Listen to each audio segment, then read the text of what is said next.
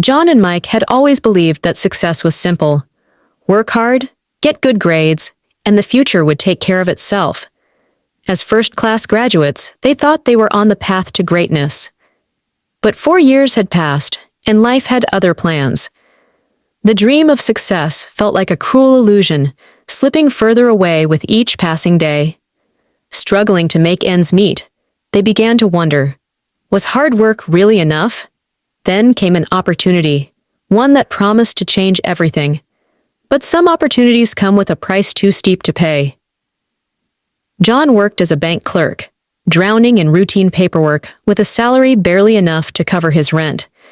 Mike, on the other hand, sold phones in a small shop, bargaining with difficult customers daily just to make a little profit. They had once imagined themselves in suits, running big businesses, traveling the world. But now, they were stuck in a cycle of frustration. One evening, as they sat at their usual drinking spot, John sighed heavily, staring into his half-empty glass. "Mike, what are we doing with our lives?" His voice was filled with exhaustion. "We worked so hard in school. Now look at us, struggling like we never had an education." Mike exhaled. "I ask myself the same question every day. I'm tired of living like this, John. There has to be more." Just then, the sound of expensive leather shoes clicking against the pavement caught their attention. They turned and saw an old friend approaching. Richard. Their jaws nearly dropped. Dressed in a designer suit, his wrist adorned with a gleaming gold watch, and his shoes polished like glass, Richard looked like he had stepped out of a billionaire's magazine cover. He smirked at them, pulling out a chair without waiting for an invitation. "Look at you two," he said, shaking his head. "Still struggling?" John and Mike exchanged a glance. The last time they had seen Richard, he was just as broke as they were. "Richard, man, you look like a millionaire," Mike said, still in disbelief. "What's your secret?" Richard chuckled and signaled the bartender. "Success is about making the right moves, my friends. If you want real wealth, you have to be willing to do what others won't." John narrowed his eyes. "What do you mean?" Richard leaned in, his voice lowering. "Sacrifice?" The word sent a chill down John's spine. "Sacrifice?" Mike repeated hesitantly. Richard nodded. "Listen, I didn't get rich by working a 9 to 5. I had to take risks, make tough choices. Nobody helped me, and nobody's going to help you either. If you want wealth, you have to be ready to give up something important." John's heart pounded. He could feel something dark lurking behind Richard's words. But desperation was a dangerous thing. It made men ignore warning signs. "We have nothing to lose," Mike said after a moment. "Tell us what to do." Richard studied them for a moment, then smiled, though it wasn't a comforting smile. "Meet me tomorrow at 10 p.m., he said. "I'll take you somewhere, but listen carefully. Once you start, there's no turning back." As he stood to leave, he added, "Don't waste my time. If you're serious, show up." John and Mike sat in silence long after Richard left. A storm brewed in their minds. This could be their chance to escape poverty, or the worst mistake of their lives. The next night, Richard led them to an unfamiliar part of town. They followed him down a narrow alley, their nerves tightening with every step. A heavy wooden door loomed before them, strange symbols carved into its surface. Richard knocked twice and it swung open. Inside, the air was thick with the scent of burning incense.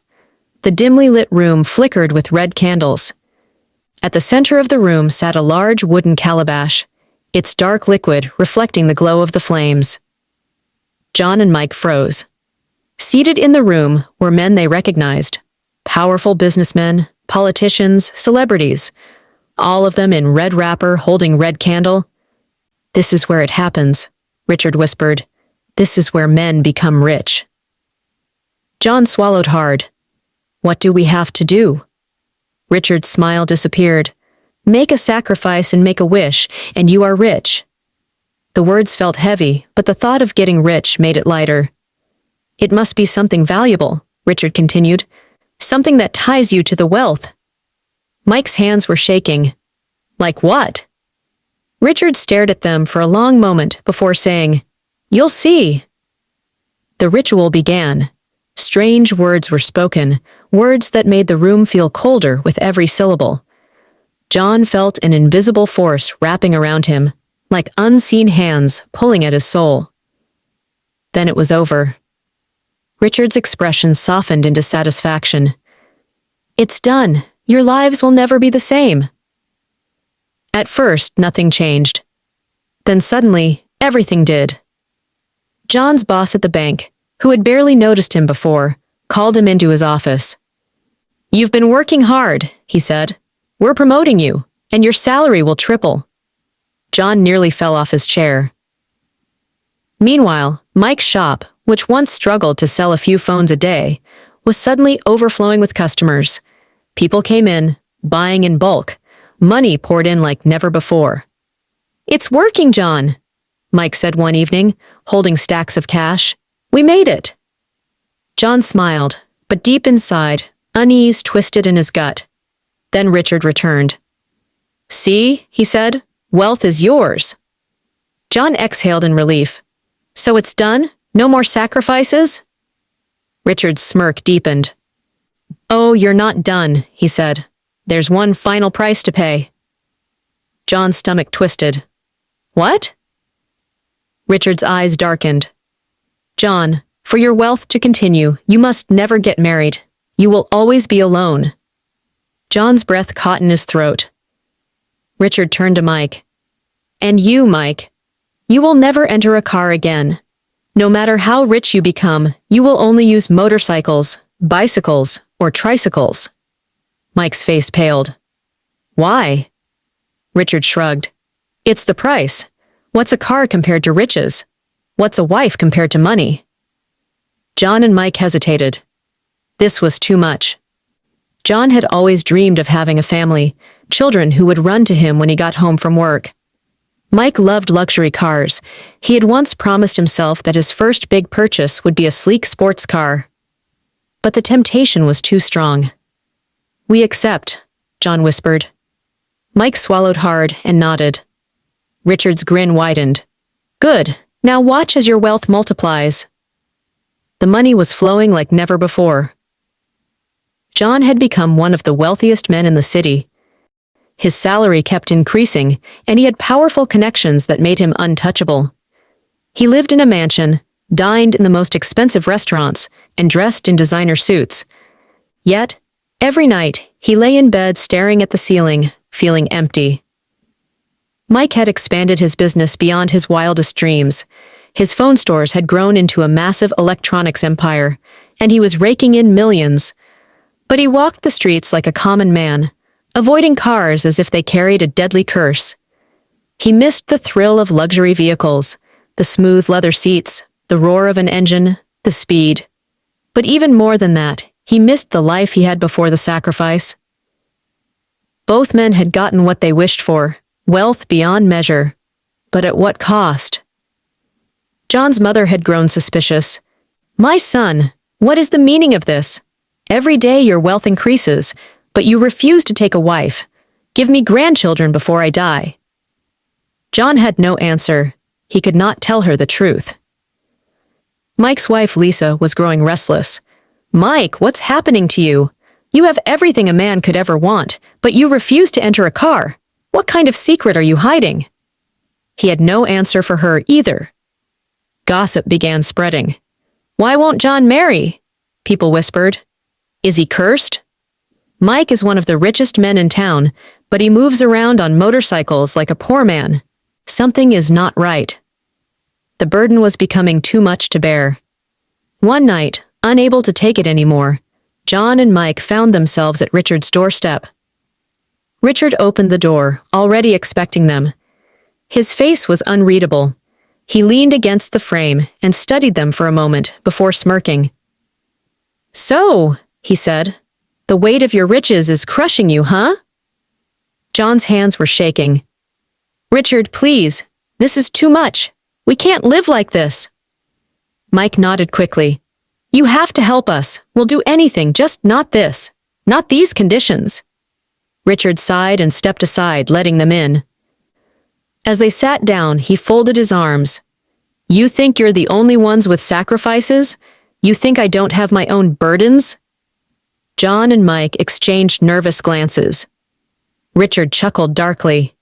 Did you ever ask me what my condition was? He leaned closer, his eyes glinting in the dim light. I have my own price to pay. My money has never been shared with anyone, not even my mother. You see, but did I complain? No, I embraced it. That's the difference between us. John swallowed hard. But Richard, this is different. We can't live like this. Mike's voice was desperate. There has to be another way. We'll do anything else, just not this. Richard studied them for a long moment. Then, without a word, he reached into his pocket and pulled out a small black card. He slid it across the table. You want answers? Then come with me, he said. John hesitated, but Mike grabbed the card.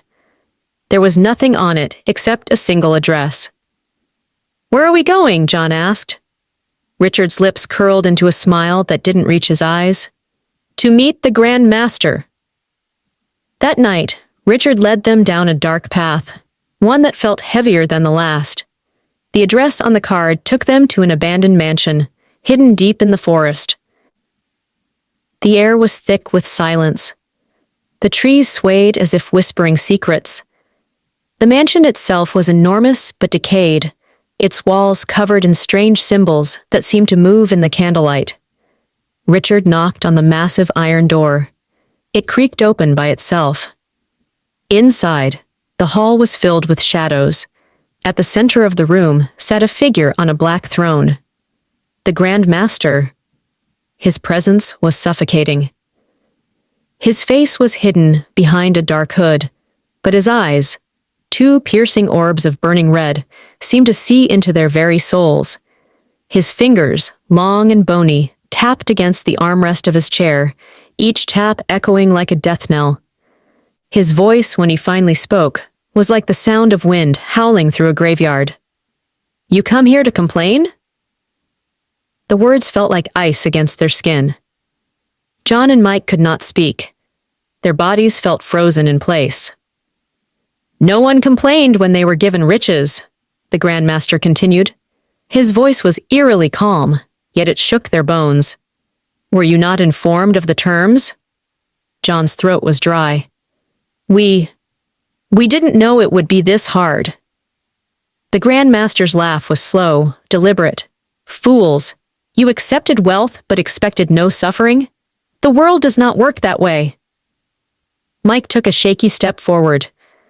We are willing to do anything else, just not this, not these conditions. The Grand Master leaned forward slightly, his shadow stretching across the room like a living thing. There is only one alternative, he said. John and Mike held their breath. The final sacrifice. John's stomach twisted painfully. What do you mean? The Grand Master's red eyes glowed brighter. For your wealth to remain, you must give up the most precious woman in your life. Silence filled the room. John's body felt numb. What? For you, John, the Grand Master said slowly. It is your mother. John's heart nearly stopped. The Grand Master turned to Mike. And for you, Mike, it is your wife. Mike staggered back as if he had been punched. You must buy them a gift, something they love. They must use it within 1 hour of receiving it. If they do not. He paused. You will die. You have 24 hours. A deep silence filled the room. The weight of the ultimatum hit them like a torrent. John and Mike had thought they had found the key to riches, but now they realized the truth. The devil never gives without taking more. That evening, John visited his mother. He held an expensive gold necklace in his trembling hands. Mama, I got you something special, he said, forcing a smile. His mother only looked at him with teary eyes. John, why do you give me gifts but refuse to give me a grandchild? What is all this wealth for if you will not have a family? She pushed the necklace away. Meanwhile, Mike was searching for Lisa. She had left home, sensing something was wrong. He finally contacted Lisa's friend, who informed him that Lisa was at her house. "Lisa, I'm sorry for everything. I have changed. Please, let's start over," he said over the phone. Lisa hesitated, but agreed to meet him. Mike rushed to her, carrying a diamond ring and a box of dollars, hoping she would accept them immediately. But in his desperation, he was reckless. Riding his motorcycle too fast, he lost control and crashed into a moving truck. Onlookers, unaware of his curse, placed him in a car and rushed him to the hospital. The moment Mike entered the car, his body convulsed violently. Then, stillness. At the same time, John clutched his chest, gasping for breath. He collapsed in his luxurious mansion alone. Darkness swallowed them both. In the end, their wealth vanished. Their names were erased from the world. And Richard? He simply smiled, waiting for his next victims. Moral lessons. Wealth gained through shortcuts always comes with a hidden price. Desperation can blind a person to the consequences of their actions. True success is not measured by money alone, but by peace, love, and family. The devil never gives for free. He always takes something more valuable in return.